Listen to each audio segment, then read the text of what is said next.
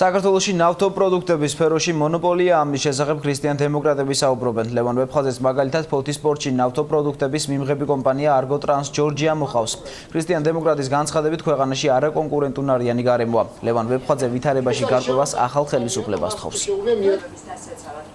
მონოპოლია ფოთის პორტზე, იქ არის ერთი მილი, საიდანაც ხდება ამ მილის გავლით ტანკერების დაცლა. ეს მილი დღეს არის ამ Argotrans Georgia-ს კი განკარგულებაში და შესაბამისად ეს კომპანია, რასაც აკეთებდა სააკაშვილის დროს, ზუსტად იგივეს აკეთებს ახლა.